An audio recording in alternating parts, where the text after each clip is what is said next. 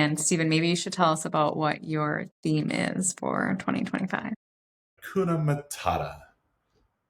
No And what worries. does that mean for those that don't know? Well, I mean, it's off of the Lion King, right? Like with Pumbaa and what is the other one's name? Moan. Ah, but Hakuna Matata like means no worries. Like I think it was really funny. I think Ben actually said it when we were in a pool, and I was like, it was like one of those little light switch moments that I have of like, man, I haven't heard that in forever, and we don't need to worry about everything. I know that I personally am somebody that I try not to, but I've gotten a lot better. But constantly worrying about the what ifs and the future and how is this going to go? How is that going to play out?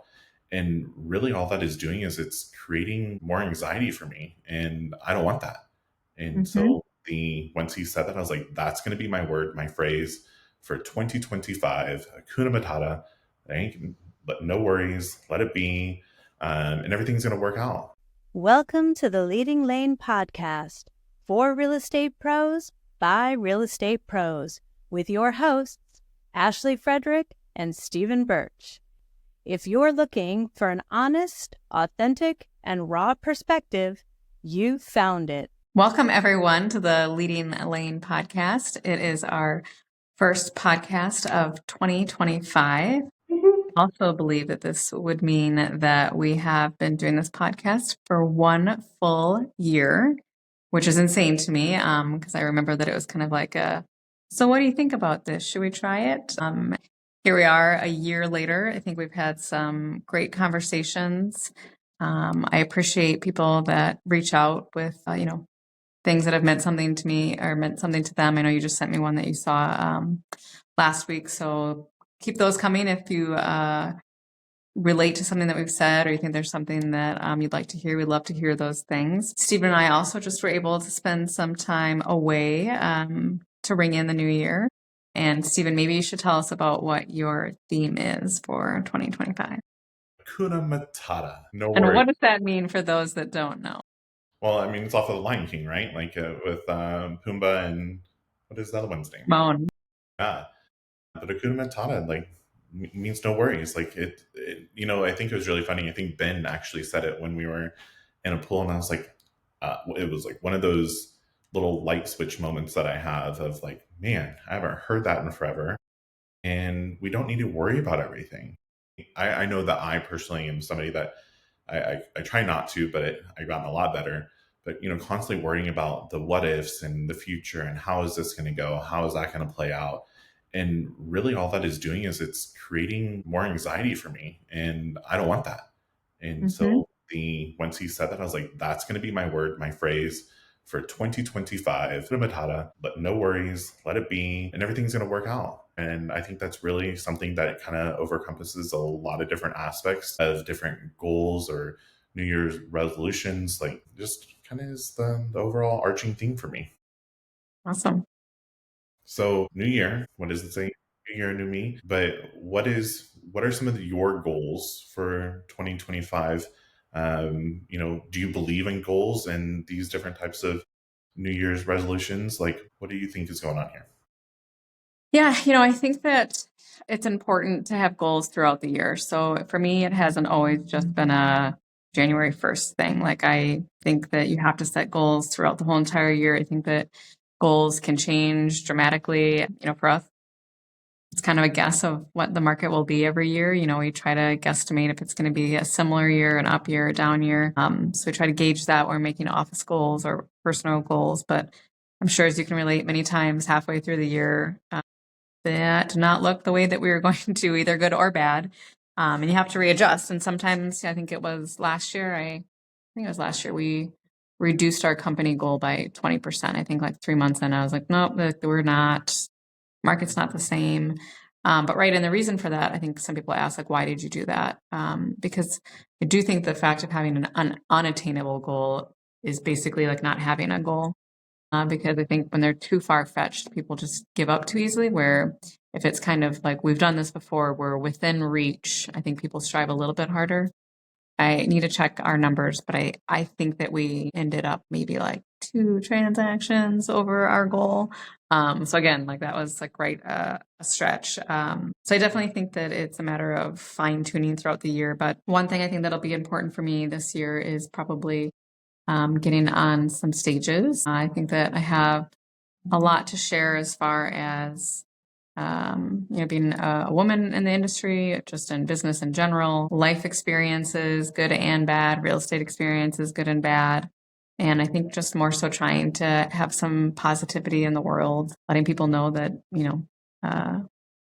you're right. Like it's easy to worry, but you have to surround yourself with people that are also going to, call you out, make sure that you're not dwelling on things. We had a situation even while we were on vacation that could have consumed my whole time, but good friends were like, we have to let it go. There's nothing you can do about it now and between then. And I think that was a really good realization for me, even getting back, like, will it matter a year or 2 or 3 from now? Like, don't know, but I can't dwell on it because it doesn't help and it takes away from, what you're currently trying to work on. So I think I'm getting on more stages. I definitely think I'd like to have a book out there. I think that there are a lot of life experiences too. I started doing some book mapping.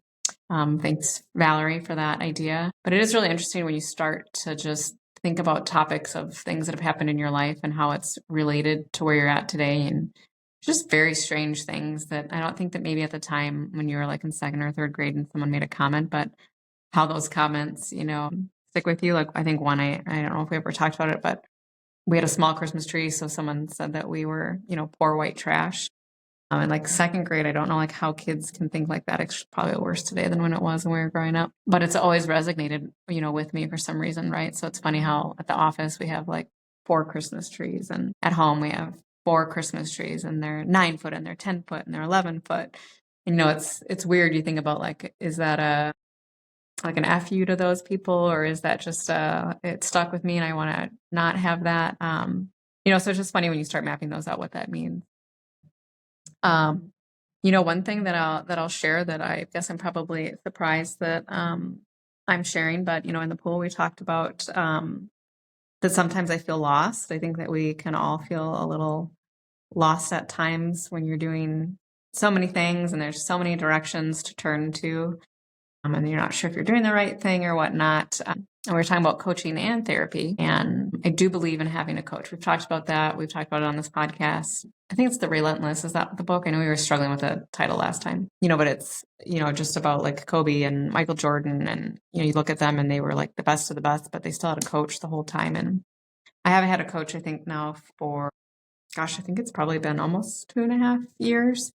And I feel how that has changed, or maybe when there isn't someone on that level that's like a weekly, like pushing you set those goals, I feel that difference. But then also I think with the struggles and, leadership, those types of things, there's probably some therapy that has to be had. So I think it was important, that both you and Ryan, it's funny, Ben left for like 10 minutes and he missed this whole conversation. But there is a difference between coaching and therapy. And so I actually like signed up for some online therapy this year, and I'll be excited to see what that unfolds. But I think that it is more of I think it's still a taboo. I think that people are still ashamed to talk about it. I think that when people tell me they're in therapy, I think it's great. But I think that it's all just to, make us better people all around. Maybe, how to deal with some of those stresses better. So I've had like my first back and forth with her. And I think for me, we've talked about this too, is just the ability to never be like off. Like I can't turn it off, can't turn my mind off. You can't leave the country. You can't do anything. And it's just this overwhelming like fear of maybe some post-traumatic of what's happened when I've been gone before or whatnot. So for me, I need to find a way to be able to turn off, and maybe that will lead to some, other progressions, if you will. So I think that those are probably my 3, biggest things. And I think you're going to help with some of the coaching aspects, putting me in touch with someone we already know. So yeah, coaching, therapy, books. What was my other one? Books, stages. And then obviously continuing to do what we do every day, which is, real estate, helping people make those life decisions, helping other agents become good agents, coaching on that part, all the fun things we have planned for LeadingLane. So that's what 2025 is going to look like for me, and some great vacations. That's right. We have to put vacations in there, right? Yes, we do. Yeah, I need to clarify those dates with you for March. But anyway, what is your 2025? And I think that's something that, talking about this, therapy journey and everything, I used to feel guilty for scheduling out vacations and everything. And really, those vacations are my reset. And when we go to vacation together, like, yeah, we're somewhere tropical and nice and a pool and maybe have a pina colada or a blue Hawaiian, whatever it's going to be. But like, we're actually having planning sessions, if you will. Like, we're talking, we're having very intentional conversations, we're pushing each other, we're asking questions. And so to me, it's work without work. And it really is the reset that I truly need. And I think something that we kind of declared, maybe we didn't say it exactly, but instead of just doing a 1 year plan, let's do this on a quarterly basis to where we can have this reset. I know for me, like, it's crucial to have it. And if I don't, then I get into this rabbit hole of things of, like, I don't want to call it depression, but fiending for something more. And so scheduling it out, and let's look at it quarterly versus trying to do a big old chunk. Yeah, we can have that overall plan. And I think that's something else too, that maybe before, I am a planner. And what we did was, when we worked with Laura and when we went to Baltimore, we did her VIP strategic planning day. And really, we mapped out the entire year. And looking back at this entire year visual plan, we hit almost every single thing that we mapped out on there. It may not be to the T of the date or exactly what it was, but like probably 90%, 95% of the things we accomplished. So I think it's important to have the overall plan, but then, like you're saying, essentially being able to pivot and make those adjustments when need be, when you recognize that we may be having too big of a goal or aspiration. Like, let's bring it down to reality that we can still hit it and maintain it. And that's where I think those quarterly check-ins are truly going to be able to help too. So, and kudos to you for even talking about going to therapy on a podcast, right? This is all brand new, and I too, because you pushed me, signed up for therapy, because there is the difference between coaching and therapy. And I think that you have to be able to hire those people and surround yourself around those people that you're trying to get to that level, whatever that level is, or that area of life. And I want to be very intentional that when I meet with my coach, that we're talking about coaching and performance and development. Yeah, there may be some difference of personal things that are over there, but I need a therapist to be able to truly help me on the personal side as well. And I talk about it all the time. Like, I do not believe in work-life balance. I think it's a work-life harmony. And I think that because I have both spectrums, if you will, that is where the harmony is really going to be even better than what it's been in before. So yeah, for me, for my goals, it's kind of funny, because before I used to try to stack all of these goals up and say I have all of these 20 bullet points. It's pretty small thing, quote unquote small. They're big projects that we are working on. And we're slowly getting there to be able to work on a relationship with a company that we've been trying for quite some time. We finally secured a contract. So once that comes more public, then we'll share more information there. But being able to continue those goals and aspirations. And it's really funny when I look at the goals. My goals are a lot on the business side, are goals for other people. And I really have put a lot of my team and other people that are around me for Leading Lane first, because once they get their goals going, like, then that frees up my time to be able to truly work on my different types of things. Like, I also want to work on a book, share my personal stories. So I'm starting to write those out. And as I was saying, like, I need to find somebody to be able to help me in specific areas. So one of them is to hire and find and hire a speaking and book coach, if that's one and the same, type of thing. So really, to overall, like, just sum it up, for me, my goals is to be more present, kind of stealing that from you, my Hakuna Matata, and then being on more stages, more in front of more people, and then being able to continue the relationships and the contracts that I've been working on for quite some time to get those rolling and launched. Well, I think for us too, we both have agreed that, with these large goals that we have, we still have to take care of ourselves, So I think I don't like to put a number of, like, I'm going to go to the gym like X days a week or whatever. Like, I just felt like that started to be almost like a monotonous, like because life happens, and I don't think you should ever feel guilty for not going or whatnot. So I think, for you and I, it's both a matter of, being more active, eating healthier, because really if we're not fueling our bodies, it's hard to fuel others, right? Like we always talk about, you have to pour into yourself before you can pour into someone else. It goes back to the airplane, right? When they say like to put your mask on yourself first and then help others. So I think, we're both going to work on some personal, weights and eating healthy. And I'm excited to try your hydrogenated water. Yeah. Hydrogen water started that. So far, I freaking love it. I didn't think that I would be able to see or feel anything yet. And maybe it's all mental right now, but I mean, 3-4 days into it. And I can see some differences. We started our, what is it called? The sheet. What is it called? Your grounding mat? Yeah, the grounding mat. There we go. But a grounding sheet. We put it on the bed last Did you night. do it last night? Yeah. Ryan was not impressed with it, by the way, but we'll see if it helps. And it's those small little changes. It's nothing, drinking lemon water with my Celtic salt in the first thing in the morning. It's very small little changes that I want to do. And I heard this interesting. I don't know who it was on, I think it was on TikTok when we were on the plane, but it was talking about like diets and when is eating healthy considered a diet? Like that is not the same.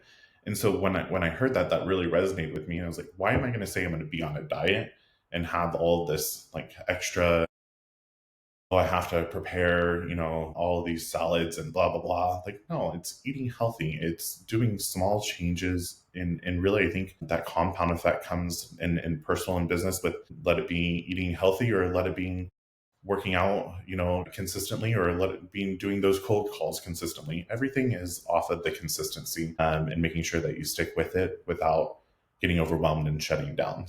Yeah, being healthy. And I think that being healthy mentally, physically, emotionally, right? It's all together, and we have to work on ourselves before we can serve others. Agreed. And I think, just for anyone listening, I think, if you have some really big goals, like I definitely suggest just breaking it down a little bit and kind of, like microdosing those goals so that maybe they don't seem so overwhelming. Or even if you don't, I think that's another, we talk about like the comparison game, the people, I think sometimes will watch, Facebook, and they'll see all these plans people have and, whatnot. And then it starts to play this comparison game of maybe like you need to do this or whatnot. So I encourage people to just focus on yourself. Comparison is the thief of joy. Is that what I say? Joy, thief of joy. Yeah. So there's no point in comparison. Like we're all uniquely ourselves, and that's what got us to where we are. So if we can focus on that. And really, it's not against, it's nobody else. It's you against you. And really, I think that I can really relate to, the comparison there. For the longest, I used to always, well, this person's doing this, or how are they able to do this? You people to ask me all the time, like, how can you keep up with everything? How are you so organized? Well, it's taken me a long time to be able to do this. And then I look at other people, I'm like, how can they do it? And really, it's you have the power of yourself, and don't overdo it, don't underdo it. You have to make sure that you find your happy harmony and what makes you enjoy it, because if you're not going to enjoy it, you're not going to be sticking with it. So, Well, and I think with comparison, people like you only see like one side, right? So like somebody might look they're happy or whatnot, but like do we truly know what's going home, like at home or at the office or whatever? So I think that's where we have to remember like the things we see are probably just a slight glimpse, and that probably no one lives in perfection. We all have our things to work on. So just, remember to reach out if you need help. And that there's always someone on that will be willing to pick up the other phone. Love it. Love it. Well, I'm excited for 2025. I'm excited to see even the opportunities that already have been knocking on your door. And I can't wait to see what else we're going to be able to accomplish. So I want to bring everybody along with the ride, or the ride with us, bring everybody up to wherever that may be for them as individuals, and continue to impact lives and empower others to being everything that they possibly can be. Awesome. Looking forward to a successful 2025. Cheers. Hakuna Matata. All right. Well, thank you everyone for tuning in. We're excited for all we have to bring to you in 2025 with some more amazing guests coming up, some other fun things that we'll have in store for you. So stay tuned. If you've enjoyed today's episode, please like, subscribe, and share with others. Stay connected for more genuine insights and strategies to boost your real estate career on Facebook or check out our website. We'll see you next time.